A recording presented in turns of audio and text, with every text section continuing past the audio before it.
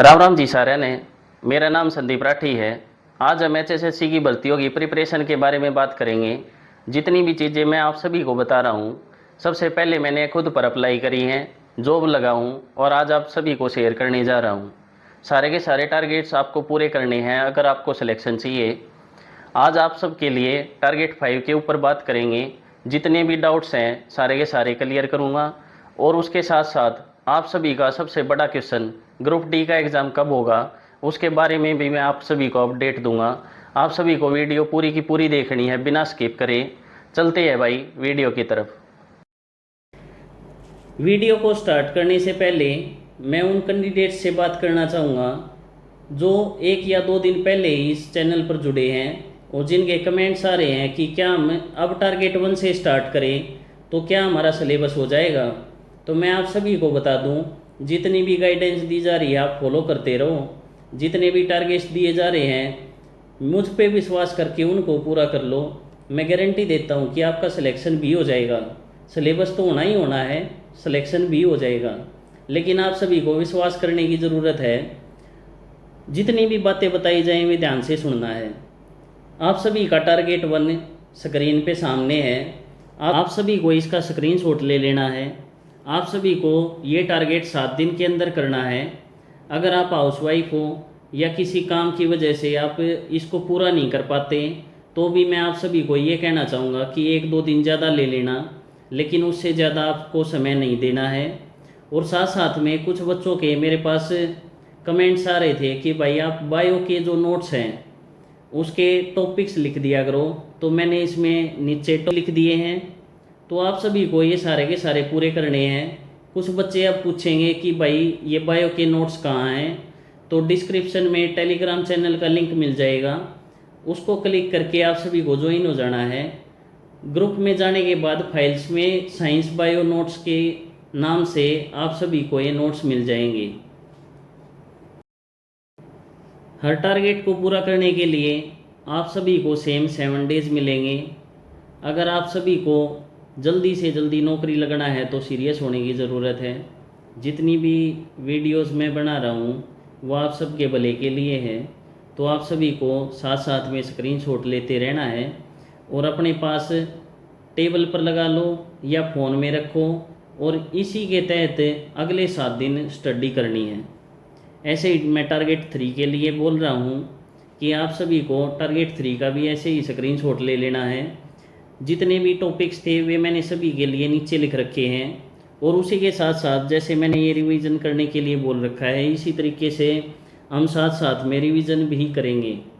क्योंकि बहुत सारे बच्चे ऐसे होते हैं कि आगे बढ़ते चले गए लेकिन पीछे का साफ हो गया, तो ऐसा हमको नहीं करना है।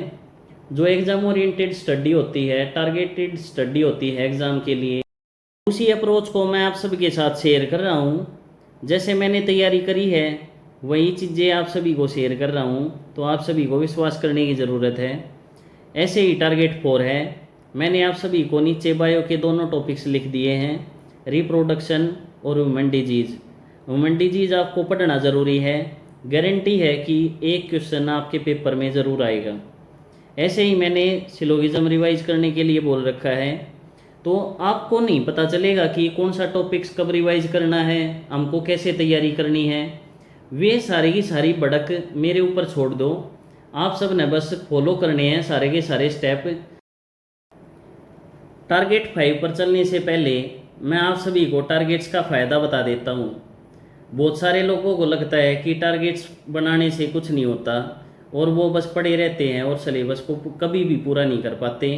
3-3, 4-4 साल हो गए होंगे लेकिन वो मन के ऊपर हाथ रख कर ये नहीं कह सकते कि उन्होंने अपना सिलेबस पूरा कर लिया। तो भाई मैं आप सभी को बता दूं कि टारगेट 1, 2, 3 एंड 4 और जो आज मैं टारगेट्स आप सभी को देने जा रहा हूँ उसके बाद आप सभी का 70% सिलेबस पूरा हो जाएगा। तो आप सभी को ये चीज़ें सोचने की ज़रूरत है कि भाई हम इतने कम टाइम में अगर सिलेबस पूरा कर सकते हैं तो 6 महीने में हम पेपर क्यों नहीं निकाल सकते।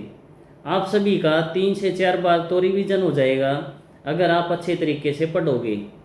अब आप सब ये देख सकते हो कि हरियाणा जीके की हम बात करेंगे तो हमने हिस्ट्री पढ़ ली, पॉलिटिक्स पढ़ ली, ज्योग्राफी पढ़ ली, मेले और वेशभूषा पढ़ ली।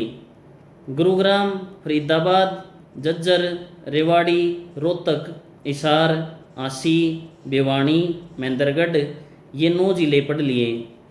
साथ साथ में हमने मार्च, अप्रैल, मई इन 3 महीनों की करंट अफेयर कर ली। तो आप सोच के देखो कि हमने धीरे धीरे कितना सिलेबस पूरा कर लिया है। उसके साथ साथ मैं आप सभी को बताऊं कि जैसे हम बात करेंगे बायोलॉजी की, तो आप सभी को पता है कि 15 में से 10 या 11 क्वेश्चन बायोलॉजी के आए हुए हैं जो 2023 में ग्रुप डी के पेपर हुए थे। तो आप सबको ये सोचने की ज़रूरत है कि जैसे ही टारगेट 5 पूरा होगा, प्लांट किंगडम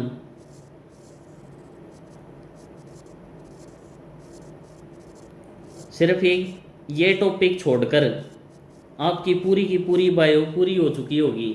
सिर्फ टारगेट 5 लिए हैं आपने, लेकिन आपने सिलेबस बायोलॉजी का लगभग पूरा कर लिया। इसी तरीके से रीजनिंग का सिलेबस जो मैंने हाईलाइट कर रखा है उतना पूरा हो चुका है। वैसे ही क्वांटिटेटिव एबिलिटी जो मैथ्स होता है हमारा, उसमें भी आप सारा का सारा देख सकते हो कि लगभग सिलेबस आप सभी का पूरा हो चुका है। जितने भी टॉपिक्स रहते हैं वो भी जल्द पूरे हो जाएंगे। आप सभी को पॉजिटिविटी बनाए रखनी है और लगातार पढ़ते रहना है, सारे के सारे टारगेट्स पूरे करने हैं। मैं गारंटी ले रहा हूँ भाई, मैं वो गारंटी इसलिए ले पाता हूँ क्योंकि इन्हीं तरीक़ों से पढ़कर मैं नौकरी लगा हूँ। तो आप सभी को सारी की सारी चीज़ें फॉलो करनी है। अब चलते हैं भाई वीडियो के सबसे मेन टॉपिक पर, जो कि है टारगेट नंबर 5। टारगेट 5। अब आप सभी को ये देखना है कि सबसे पहले हम हरियाणा जीके के ऊपर बात करेंगे। तो आप सभी को 5 ज़िले करने हैं: रोहतक, हिसार, आसी, भिवानी, महेंद्रगढ़। आसी नया ज़िला है तो उससे रिलेटेड क्वेश्चन ज़रूर आ सकते हैं। आप सभी को याद करने की ज़रूरत है।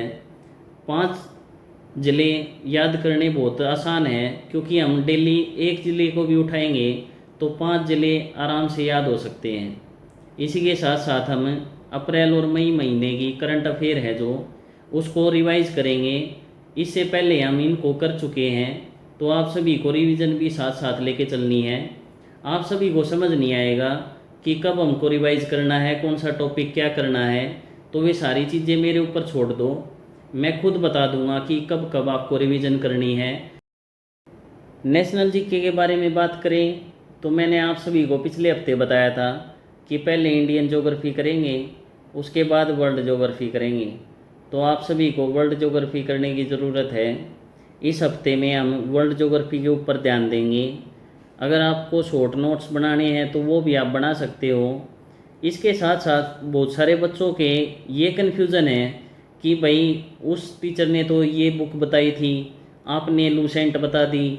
तो भाई मैं आप सभी को बता दूं कि भाई मैंने ये चीज़ बताई थी कि मैंने लूसेंट पढ़ी है। अगर आपके पास कोई और बुक है और वो आपको समझ आ रही है तो आप उससे भी पढ़ सकते हो। कोई टीचर बुरा नहीं है, कोई कोचिंग सेंटर बुरा नहीं है, कोई बुक बुरी नहीं है।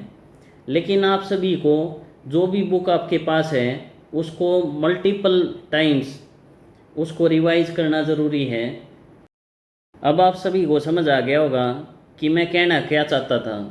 आपके पास कोई भी सोर्स है उसी को पढ़ो, लेकिन मन लगा कर पढ़ो और उसको 100% पूरा करो, उसके रिवीजन करो, तब आपका सिलेबस पूरा होगा और अच्छे तरीके से आप एग्ज़ाम दे पाओगे और आपका सिलेक्शन हो जाएगा। उसके साथ साथ अब हम मैथ्स के बारे में बात करेंगे। तो इसमें 2 टॉपिक करने हैं हमने इस हफ्ते में। एक तो एवरेज करना है और दूसरा LCM HCF करना है।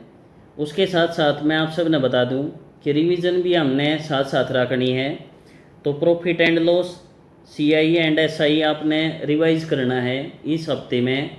बहुत छोटे छोटे टारगेट्स मैं आप सब ने दे रहा हूँ, तो आप सब ने लगातार तैयारी रखनी है, कोई बहाना नहीं बनाना। जो भी चीज़ आपने डाउटफुल लग गए आप सीधा मेरे से पूछ सको हो। लेकिन ऐसा नहीं करना है कि सिर्फ बहाने ढूंढते रहो और आपका सिलेक्शन ही ना हो। अब हम रीजनिंग के बारे में बात करेंगे। तो सिर्फ 2 टॉपिक्स मैं आप सभी को बता रहा हूँ। कितना छोटा सा टारगेट मैंने आप सभी को दिया है, लेकिन अगर फिर भी नहीं पढ़ोगे तो आप सबका नुकसान है। अल्फ़ाबेटिकल ऑर्डर और काउंटिंग ऑफ फिगर्स, सीधे के सीधे क्वेश्चन आते हैं, आप सभी को पढ़ना ज़रूरी है। आप सभी का रीजनिंग का 80% सिलेबस पूरा हो चुका है। अब आपको रिवीजन की ज़रूरत है। लगातार रिवाइज करते रहो, PYQ लगाओ। आप सबको 10 में से 10 मार्क्स ग्रुप डी में आराम से मिल जाएंगे। अब हम बात करेंगे इंग्लिश के बारे में। तो हमको 140 ईडियम्स और 100 वन वर्ड सब्स्टिट्यूशन करने हैं। और साथ साथ में जो पिछले हफ्ते हमने 140 ईडियम्स किए थे और 100 वन वर्ड किए थे, वे पहले रिवाइज करने हैं, उसके बाद ये शुरू करने हैं और अपना टारगेट पूरा करना है। फिर हम बात करेंगे हिंदी की संज्ञा, सर्वनाम, क्रिया। ये तीनों टॉपिक हमको याद करने हैं। और साथ साथ में मैं आप सभी को बता दूं कि हमने अलंकार और समास ये रिवाइज करने हैं। रिवीजन तो स्कोर बढ़ा है, इसलिए रिवीजन तो डरना नहीं है। फिर हम बात करेंगे साइंस की। तो नेक्स्ट 2 चैप्टर, जैसा कि बहुत सारे स्टूडेंट्स बोलते हैं कि भाई नाम लिख दिया करो, तो भाई मैं नाम लिख के बता देता हूँ। एक तो है भाई सेल एंड इट्स थ्योरी, और दूसरा चैप्टर है एक्सक्रीटरी सिस्टम। ये दोनों के दोनों टॉपिक आप सभी को मेरे नोट से पूरा करने हैं और लगातार बना रहना है। इस तरीके से सारे टारगेट्स पूरे करने हैं। आप सब बहुत जल्दी नौकरी लग जाओगे। अब मैं आप सभी के डाउट्स भी क्लियर कर देता हूँ। आप सभी के बहुत सारे डाउट्स थे, तो चलते हैं भाई डाउट्स की तरफ। आप सभी के जितने भी मेन डाउट्स आए हैं, उन सभी डाउट्स को मैं क्लियर कर रहा हूँ। तो भाई शुरुआत करते हैं कि आपने लूसेंट बोल दी फॉर हिंदी, लेकिन जीत ने केसी पब्लिकेशन की बुक बोल दी। तो मैं आप सभी को बता दूं कि भाई आप सबको ये समझने की ज़रूरत है कि हर बुक, हर टीचर और हर कोचिंग सेंटर कोई भी बुरा नहीं है। आप किसी की भी बुक फॉलो कर सकते हो, आपको समझ आनी चाहिए। और मैं ये चीज़ बार बार रिपीट करता हूँ कि भाई आप सबको कोई भी बुक है आपके पास, आप बस उसको पूरा करो।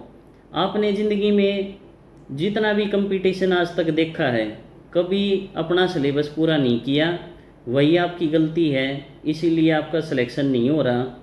अगर आप उस चीज़ को छोड़कर किसी भी बुक को उठाकर 100% उसको पूरा कर लोगे और उसके बार बार रिवीजन कर लोगे, तो आपका सिलेक्शन हो जाएगा। अगर आपके पास लूसेंट है तो लूसेंट से पढ़ लो, केसी पब्लिकेशन है तो केसी पब्लिकेशन से पढ़ लो, या कोई और पब्लिकेशन आ गई तो उससे पढ़ लो। जो भी आपके पास है उससे पढ़ो, लेकिन उसको करो पूरा। फिर हम बात करेंगे doubt number 2। By science 9th 10th NCERT से कर ली, अब प्रैक्टिस कहाँ से करूँ?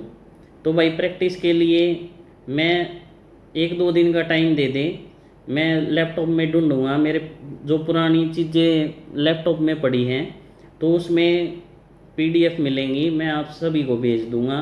वहाँ से आप प्रैक्टिस कर लेना।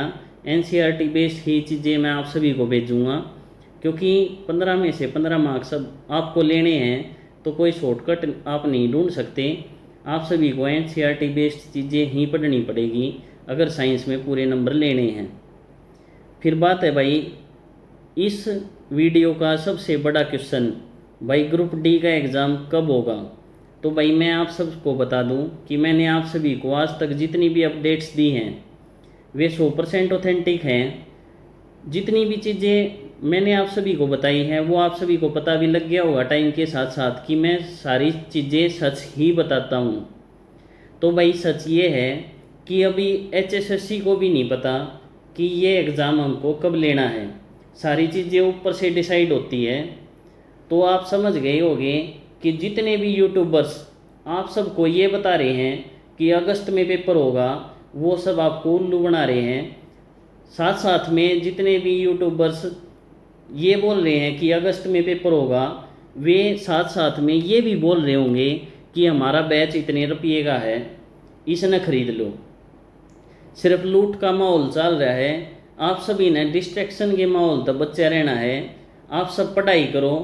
जब भी एग्ज़ाम आओगा मैं आप सब थी पहले ही बता दूंगा। आप सब ने लगातार पढ़ाई करने की ज़रूरत है। मेरे ऊपर विश्वास रखो। बाकी यूट्यूबर्स को फॉलो करना छोड़ दो। बार बार जाकर मत देखा करो कि भाई आप सब ने एक चीज़ और बता दूँ मैं, हर वीडियो के ऊपर लिखा पाओगा ग्रुप डी एग्ज़ाम कब होगा। भाई वे सिर्फ आप सब ने चाहे हैं कि आप वीडियो पर क्लिक करो और उनका एक व्यू बढ़ा दो। आप सब का टाइम बहुत कीमती है। आप सब ने पढ़ाई करनी ज़रूरी है। आप सब ये चीज़ें मत देखो। जब आपके साथ एक ऐसा बंदा बैठा है जो सारी चीज़ें आप सभी को सही बता रहा है, तो आपको उसी को फॉलो करना चाहिए। तो भाई बार बार यूट्यूब पर मत जाया करो। मैं आप सब तक सिर्फ इतना ही कहूँगा। फिर बात है भाई ग्रुप डी पहले होगा या पुलिस पहले, तो भाई मैं आप सभी को अभी अभी ये चीज़ बताई है कि भाई अभी एचएसएससी को खुद नहीं पता तो हमको क्या पता होगा। मॉक में कभी 60%, कभी 75 और कभी 80+ ऐसे मार्क्स आ रहे हैं, तो मुझे क्या करना चाहिए। तो भाई मैंने आप सभी को ये बताया है कि 90% ऑफ द यूट्यूबर्स अपने घरों में बैठे हैं, वो कुछ भी बना रहे हैं और आप सभी को बेच रहे हैं। किसी ने कोई ज़्यादा डिफ़िकल्ट मॉक बना दिया, किसी ने आसान बना दिया, लेकिन एक मॉडरेट मॉक हर किसी के बनाने बस की नहीं होती। तो आप सभी को ये समझने की ज़रूरत है कि आपको ग्रुप डी के लिए तो मॉक देने की ज़रूरत है ही नहीं। मैंने कई बार ये चीज़ रिपीट कर ली कि 105 मिनट आप सभी को मिलेंगी, तो आप सबको बहुत ज़्यादा टाइम मिल जाएगा। अगर आपका सिलेबस पूरा है तो मॉक लगाने की ज़रूरत आपको नहीं है। आपको ज़रूरत है बार बार रिवीजन करने की। एक साल की करंट अफेयर काफ़ी है। तो भाई अगर 2025 की मैं करंट अफेयर करूँगा तो वो करंट नहीं रही। इस चीज़ को समझो भाई कि जब भी आपका एग्ज़ाम होता है, आपका शेड्यूल आएगा पेपर का 21-22 दिन पहले वो बता देते हैं कि भाई आपका पेपर इस डेट को है। तो उस शेड्यूल से -6 महीने आप सभी को करंट अफेयर करनी है। और उसके साथ साथ उस 6 महीने को छोड़कर बाकी के पीछे के 6 महीने सिर्फ जो इम्पोर्टेंट इवेंट्स हुए हैं, मान लो कोई मेला लगा था जैसे सूरजकुंड मेला हो गया, या गीता महोत्सव हुआ है, या कोई ओलंपिक्स वगैरह के एशियन गेम्स हो गए, और कुछ मतलब मेन इवेंट हुआ, सिर्फ वो चीज़ें याद करनी है। बाकी टाइम आपको ख़राब नहीं करना। तो भाई 2025 की चीज़ें आपको पढ़ने की ज़रूरत नहीं है। आप सभी को स्मार्ट स्टडी करनी है। गधा मजदूरी करोगे तो सिलेक्शन तक बाहर हो जाओगे। अब हम बात करेंगे डाउट नंबर 7 के बारे में। तो एडवांस कंप्यूटर कहाँ से करें। तो यूट्यूबर का नाम बता देता हूँ भाई, बहुत अच्छे टीचर हैं, लाभ सिंह नैन। आप इनको फॉलो कर सकते हो। आप सब की नैया पार हो जाओगी, इस यह बात मैं कह सकूँ। फिर भाई 8वां नंबर कंडक्टर और हेल्थ सैनिटरी इंस्पेक्टर की भर्ती कब आएगी। तो भाई अभी नियर फ्यूचर में कोई भर्ती नहीं आ रही है, तो आप सभी को ही नहीं भर्तियों की तैयारी फ़िलहाल करनी चाहिए। अगला डाउट है भाई जीके के इम्पोर्टेंट टॉपिक बताओ। तो भाई सारी की सारी चीज़ें इम्पोर्टेंट हैं, तो आप सभी को पूरी की पूरी जीके ही पढ़नी है। हिस्ट्री, पॉलिटी, ज्योग्राफी, इकोनॉमिक्स, ये 4 टॉपिक आप सभी को पढ़ने हैं। ज़्यादा चीज़ें नहीं करनी। सबसे ज़्यादा पॉलिटी आएगी, ये भी मैं आप सभी को बता रहा हूँ। तो आप सबको अच्छे तरीके से पढ़ना है। शॉर्टकट मत ढूंढो, नहीं तो बाहर हो जाओगे। अगला डाउट है कि डेली पढ़ते हैं लेकिन ऐसा लगता है कुछ याद नहीं। तो मैं आप सभी को बता दूं कि जब आप बार बार रिवीजन करोगे ना भाई, आप सभी को प्रॉब्लम पे ध्यान नहीं देना है, आप सभी को सॉल्यूशन पे ध्यान देना है। हमेशा प्रॉब्लम पर ध्यान रखोगे तो कभी आपका सिलेबस पूरा नहीं होगा। अगर सॉल्यूशन निकालने चलोगे तो जल्दी से जल्दी आपका सिलेबस हो सकता है। तो आपको रिवीजन करनी है जितनी बार भी हो सके, ये नहीं सोचना है कि याद हुआ या नहीं। जब आप एग्ज़ाम में जाओगे तो जब 4 ऑप्शन दिखेंगे ना, तो तभी आपको पता लग जाएगा कि कौन सा क्वेश्चन ठीक है, कौन सा ऑप्शन ठीक है। तो आप सभी को इतनी बर्डन लेने की ज़रूरत नहीं है कि हमें याद हुआ या नहीं। जब आप पेपर में जाओगे, अगर आपने पढ़ रखा है तो अपने आप याद आ जाएगा। अब हम आप सभी के लास्ट डाउट के बारे में बात करेंगे कि क्या ग्रुप डी में कंप्यूटर आ सकता है। तो भाई 100% कंप्यूटर के क्वेश्चन आप सभी के एग्ज़ाम में आ सकते हैं, इसलिए आपको बेसिक कंप्यूटर ज़रूर याद करके जाना है ताकि आपका कोई नंबर ना कटे। उसमें कंप्यूटर के फंडामेंटल हो गए, जनरेशन वगैरह होगी, मेमोरी वगैरह के बारे में पढ़ लेना, आउटपुट इनपुट डिवाइसेज सारे के सारे आप सभी को याद होने चाहिए। मैंने आप सभी को 5 वीकली टारगेट्स दिए और 70 to 75% सिलेबस पूरा हो गया है सिर्फ 1.5 महीने में। बिना टारगेट्स लोग 5-5 साल घूम रहे हैं और उनका सिलेबस कभी पूरा नहीं होता। इसलिए आपको शुरुआत करने की ज़रूरत है। बहुत सारे बच्चे कमेंट्स डाल रहे हैं कि क्या हम टारगेट 1 से स्टार्ट करें तो क्या सिलेबस पूरा हो जाएगा। तो भाई मैं गारंटी लेता हूँ, अगर आपने टारगेट 1 से लेकर आज तक जितनी चीज़ें मैंने बताई हैं सारी की सारी आपने अपना ली, सारी की सारी चीज़ें फॉलो कर ली, तो आपका सिलेक्शन 100% हो सकता है। जितने भी कैंडिडेट्स नए जुड़े हैं उनको जो स्क्रीनशॉट में वीडियो दिख रही है उस पे जाना है और पूरी की पूरी वीडियो बिना स्किप करे देखनी है। आपके A to Z डाउट्स सारे के सारे क्लियर हो जाएंगे। उसके बाद आप सभी को पढ़ाई करनी है, सारे के सारे टारगेट्स फॉलो करने हैं। गारंटी है कि आपका सिलेक्शन हो जाएगा।